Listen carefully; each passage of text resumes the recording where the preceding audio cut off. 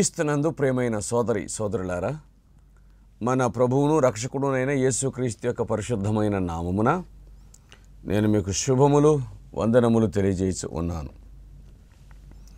దేవుని వాక్యంలో నుండి యోహాను వ్రాసిన మొదటి పత్రికను మనం ధ్యానము చేస్తూ ఉన్నాం. యోహాను వ్రాసిన మొదటి పత్రిక 2వ అధ్యాయం 7వ వచనం. ప్రియులారా, మొదటి నుండి మీకున్న పూర్వపు ఆజ్ఞనే కానీ క్రొత్త ఆజ్ఞను నేను మీకు వ్రాయుటలేదు. ఈ పూర్వపు ఆజ్ఞ మీరు వినిన వాక్యమే. 8వ వచనం. మరియు క్రొత్త ఆజ్ఞను మీకు వ్రాయిచు ఉన్నాను. చీకటి గతించుచు ఉన్నది, సత్యమైన వెలుగు ఇప్పుడు ప్రకాశించుచు ఉన్నది గనుక అది ఆయన యందు మీ యందును సత్యమే. యోహాను గురించి చాలామంది ఈ విధంగా మాట్లాడతారు. ఆయన ప్రేమ అపోస్తలుడు, is an apostle of love, ప్రేమ అపోస్తలుడు అని ఆయన ఈ మాట రాస్తున్నాడు. ప్రియులారా, నా చిన్న పిల్లలారా అని ప్రారంభంలో సంబోధించాడు. ప్రియులారా అని మాట్లాడుతూ మొదటి నుంచి మీకున్న పూర్వపు ఆజ్ఞనే కానీ క్రొత్త ఆజ్ఞను నేను మీకు వ్రాయుట లేదు. ఈ పూర్వపు ఆజ్ఞ మీరు వినిన వాక్యమే. క్రొత్త ఆజ్ఞ కాదు, పాతదే. ఆజ్ఞ అనగానే గుర్తుకొచ్చేది ధర్మశాస్త్రం. అందులో కనిపించేవన్నీ కూడా ఆజ్ఞలు. ఏమిటి ఆ ఆజ్ఞలన్నీ అనగా, ఏది చేయవచ్చునో ఏది చేయకూడదో, ఏది దైవాభిష్టమో ఏది ఆయనకు అసహ్యమో, ఈ రెండు సంగతులను తెలియచేయున్నది ధర్మశాస్త్రం. కాబట్టి నేను మీకు పూర్వము నుండి ఉన్న ఆజ్ఞనే, దాన్ని మీకు తెలియజేస్తూ ఉన్నాను. ఈ పత్రికల్లో ఆయన వ్రాసే మాట అదేమిటంటే, మీరు ఒకరినొకరిని ప్రేమించుకొనండి. అదే ఆయన ఇంతకు ముందున్న ఆజ్ఞ అని చెప్పే మాట. నేను మీకు క్రొత్త ఆజ్ఞను వ్రాయుచున్నాను అన్నాడు. మొదటి నుండి మీకున్న పూర్వపు ఆజ్ఞనే కానీ క్రొత్త ఆజ్ఞను మీకు వ్రాయట్లేదు అన్నాడు. మరియు క్రొత్త ఆజ్ఞను మీకు వ్రాయుచున్నాను అని అన్నాడు. అంటే రాతపరంగా మాత్రం కొత్తది కాదు, భావన ప్రకారంగా క్రొత్తది. ఏమిటది చూడండి. చీకటి గతించుచు ఉన్నది, సత్యమైన వెలుగు ఇప్పుడు ప్రకాశించుచు ఉన్నది. అది మీ యందును ఆయన యందును సత్యమే. చీకటి గతించుచు ఉన్నది, వెలుగు ప్రకాశించుచు ఉన్నది. చీకటిని గూర్చి వెలుగును గూర్చి మొదటి అధ్యాయములో ఈయన వివరించాడు. దేవుడు వెలుగై ఉన్నాడు, ఆయన యందు చీకటి ఎంత మాత్రమును లేదు. చీకటి పాపమునకు సూచనగాను, వెలుగు నీతికి పరిశుద్ధతకు సూచనగాను కనబడుచు ఉన్నది. వెలుగు కనబడుట మాత్రమే కాదు, ప్రకాశించుచు ఉన్నది. వెలుగు లక్షణం ఏమిటి అంటే ప్రకాశమానతయే. అది ఎప్పుడైతే ప్రకాశమానతను మానుకుందో అది వెలుగు కాజాలదు. కాబట్టి వెలుగు తనను తాను ప్రత్యక్షపరచుకొనుటకు వీలుగా అది ఎప్పుడూ ప్రకాశిస్తూ ఉండాల్సిందే. అది మీ యందును ఆయన యందును సత్యమే. ఆయన ఆయన ఆయన అనే ఈ మాట ప్రభు అయిన యేసుక్రీస్తునకు సూచన. యేసుక్రీస్తు ప్రభువును గూర్చి చెప్పేటువంటి మాట ఇది. ఆయన దేవత్వమును గంభీరంగా తెలియజేసే మాట ఇది. వెలుగులో ఉన్నామని చెప్పుకొనుచు తన సహోదరుని ద్వేషించువాడు తన సహోదరుని ప్రేమించువాడు. ఇదే క్రొత్త ఆజ్ఞ కాదు, పాతది అన్నాడే, ఒకరినొకడు ప్రేమించుకోవటం. క్రొత్త ఆజ్ఞ ఏమిటి అనంటే, ప్రేమకు తోడుగా జత చేసినటువంటిది ఏమిటి అనంటే వెలుగు. మీరు వెలుగు సంబంధులైతే ప్రేమించండి అని. ఇప్పుడు ఆయన వచ్చాడు అసలు విషయంలోనికి. వెలుగులో ఉన్నామని చెప్పుకొనుచు అంటే యేసు క్రీస్తును విశ్వసించామని, ఆయనందు ఉన్నామని, ఆయన అనుసరిస్తూ ఉన్నామని చెప్పుకొనుచు తన సహోదరుని ద్వేషించువాడు ఇప్పటి వరకు చీకట్లోనే ఉన్నాడు. పై వచనాలు ఏం చెప్పుకున్నామంటే, ఆయన ఆజ్ఞలను గైకొనుచున్నానని చెప్పుకొనుచు వాటిని జరిగించని వాడు అబద్ధికుడని. నేను దేవుని ఎరిగి ఉన్నాను అని అంటూ ఆయనకు విరుద్ధంగా జీవించుచున్నటువంటి వాడు అబద్ధికుడని. ఇక్కడ వెలుగు యందు నడుచుకొనుచున్నానని చెప్పుకొనుచు తన సహోదరుని ప్రేమించని వాడు చీకట్లో ఉన్నాడు. నేను దేవునిలో బాగున్నాను కానీ నా సహోదరుని ప్రేమించనని చెప్తే కుదరదు. క్రీస్తునందు ఉన్నటువంటి వాడు తన సహోదరుని ద్వేషించలేడు. నేను వెలుగెందు నడుచుకొనుచున్నానని చెప్పి తన సహోదరుని ద్వేషించువాడు చీకట్లోనే ఉన్నాడంట. ఎందుకంటే వెలుగులో ద్వేషం లేదు, వెలుగులో ఉన్న వాడిలో ద్వేషం ఉండకూడదు. పోనీ నేను ఒకవేళ ఇలాగంటాను, ప్రేమించకపోయినా పర్లేదు కానీ ద్వేషించొద్దు. ఇదేంటి? ప్రేమించకపోతే ద్వేషిస్తున్నట్లు కదా. ద్వేషం ఏం చేస్తుందంటే కీడు చేస్తుంది. నువ్వు ఒకరిని కీడు చేయకపోతే చాలు, ప్రేమిస్తున్నట్లే లెక్క. నువ్వు ప్రేమిస్తూ కీడు చేయకపోతే నువ్వు వెలుగులో ఉన్నావని అర్థం. నువ్వు వెలుగులో ఉండి ద్వేషిస్తున్నావంటే చీకట్లో ఉన్నావని అర్థం. యోహాను చెప్పే మాట. నువ్వు ద్వేషించకపోతే చాలు, అతడు మరొకరి ప్రేమను పొందగలడు. అతన్ని గూర్చి ఇంకొకరు చెప్పావంటే ద్వేషం క్రియలోపంలో బయటపడిందని అర్థం. గనుక ప్రియులారా, వెలుగులో ఉన్నామని చెప్పుకొంచు తన సహోదరుని ద్వేషించువాడు చీకట్లోనే ఉన్నాడు, బయటపడలేదని అర్థం. 10వ వచనం, తన సహోదరుని ప్రేమించువాడు వెలుగులో ఉన్నవాడు, అతని యందు అభ్యంతర కారణమేమీ లేదు. ఏమండి, దేవునిలో ప్రేమ ఉంది కానీ ప్రేమే దైవం కాదు. ప్రేమే దైవం కాదు. ప్రేమించువాడు దేవుడు ఎరిగినవాడు, ప్రేమ దైవం కాదు. మనం పొరపాటును కూడా ఈ మాటను ట్విస్ట్ చేయడానికి వీల్లేదు. దేవుడు ప్రేమై ఉన్నాడు, ప్రేమ దేవుడు కాదు. దేవునిలో ప్రేమ ఉంది, నేను ప్రేమే దేవుడు కాదు. ప్రేమించడం ఒక లక్షణం, లక్షణం దేవుడు కాదు. దేవుడు ప్రేమించువాడు. అందుచేత ప్రేమ కలిగిన వాడు దేవుడని అనటానికి లేదు. మనిషి ప్రేమ కలిగి ఉండొచ్చు కాక, ప్రేమ కలిగిన వాడు మనిషి తన మానుషత్వాన్ని అంటే తన మానవత్వాన్ని ప్రపంచానికి చాటుతూ ఉన్నాడు. అట్టివాడు క్రీస్తుని అంగీకరించకపోవచ్చు కానీ ప్రజలను ప్రేమిస్తుండొచ్చు. అందుచేత ఈ రెండిటికి తేడా ఉంది.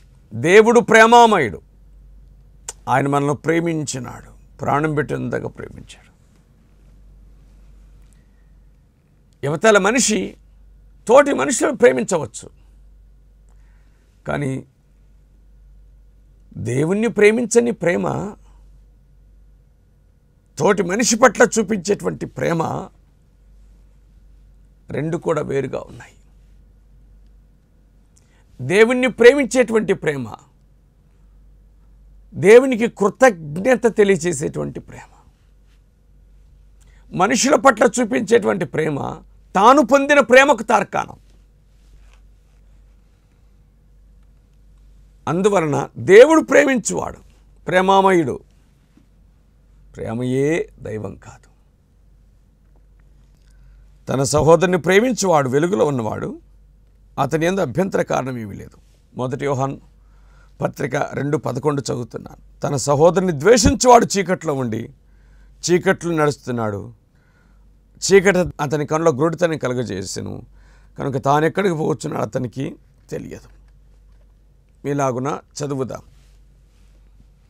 మొదటి భాగంలో 2వ అధ్యాయం 1 నుంచి 6 దాకా ఆయన ఆజ్ఞలను గూర్చి మాట్లాడుతూ, ప్రభుయందు నిలిచి ఉన్నానని చెప్పుకున్నవాడు ఆయన ఎలాగ నడిచాడో అలాగ నడుచుకుని బద్ధుడై ఉన్నాడు.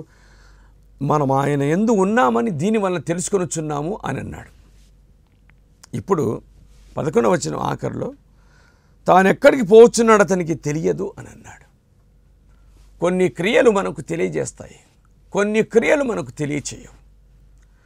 మనము ప్రభువైన యేసుక్రీస్తు యొక్క మాదిరిని అనుసరించి ప్రవర్తించితే మనం ఎక్కడికి వెళ్ళుచున్నామో తెలుస్తూ ఉంది, మనం ఎక్కడ ఉన్నామో తెలుస్తూ ఉంది.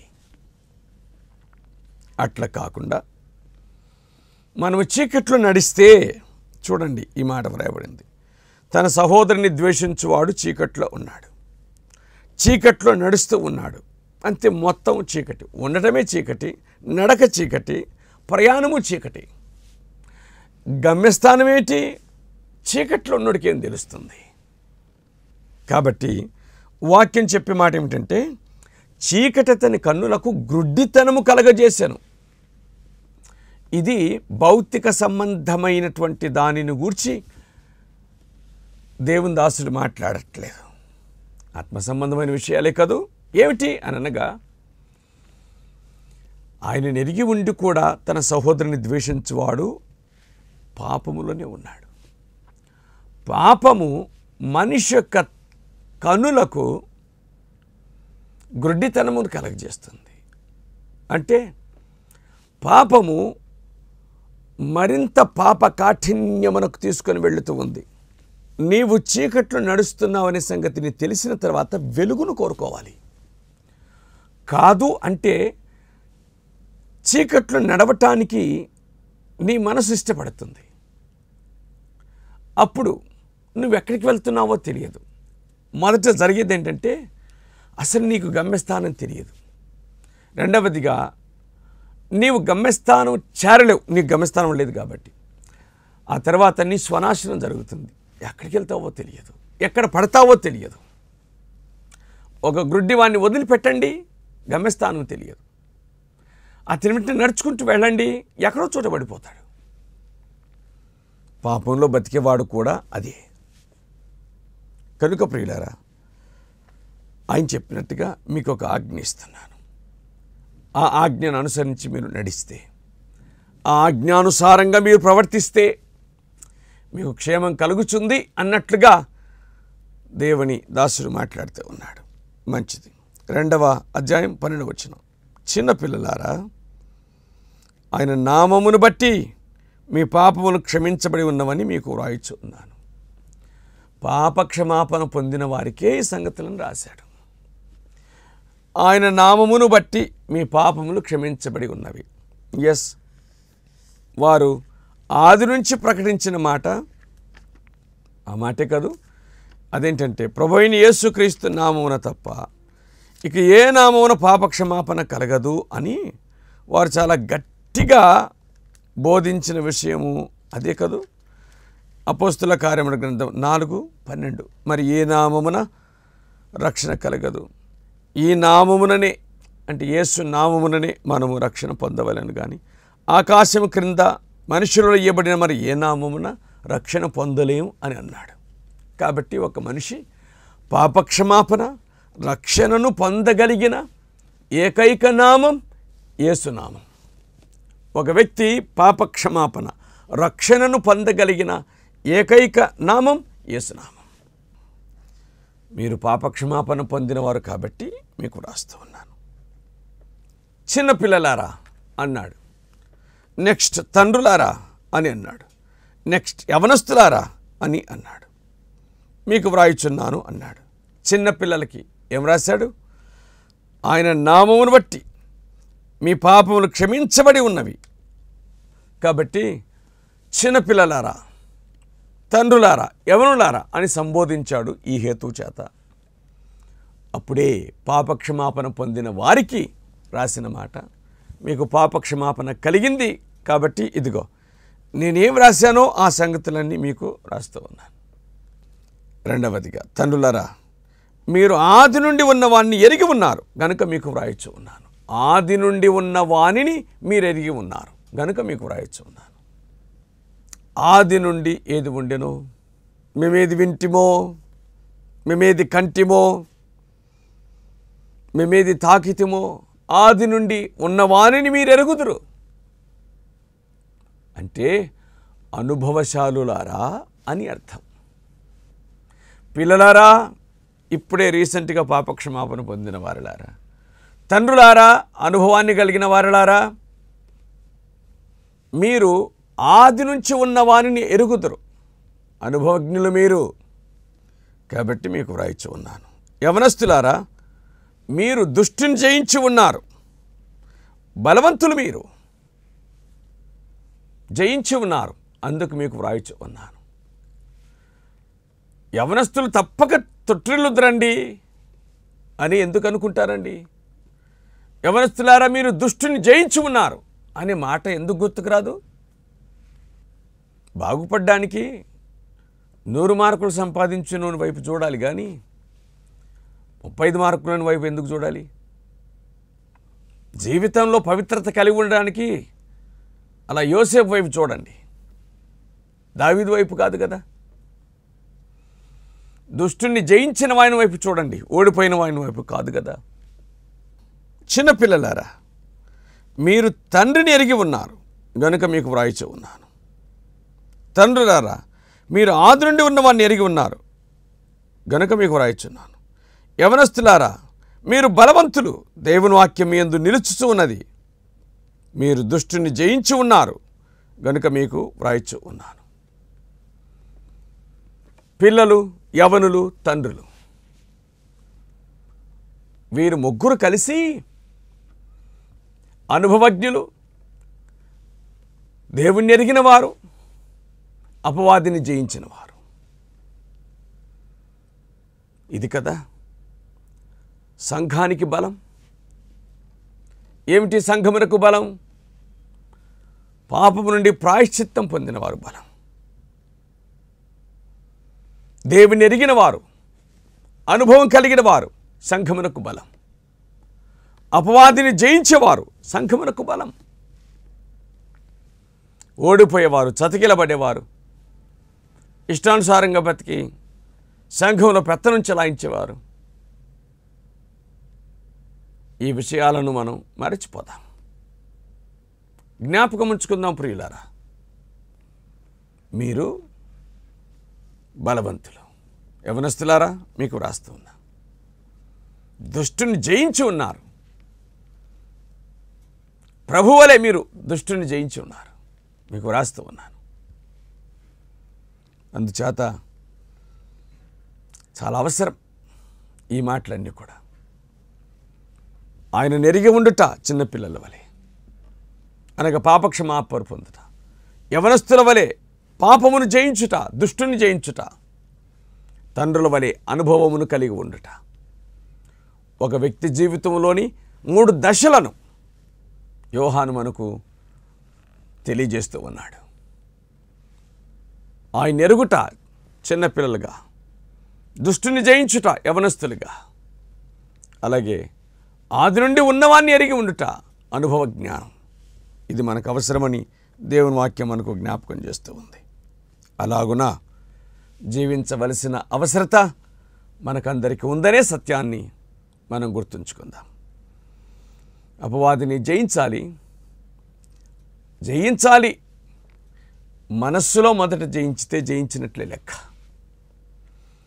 ఎందుకంటే అన్నింటికీ మనసే మూలం. మాటకు మనసే మూలం, దృష్టికి మనసే మూలం, క్రియలకు మనసే మూలం. మీరు జయించి ఉన్నారు అన్నాడు. అంచేత మనం జయించుదాం.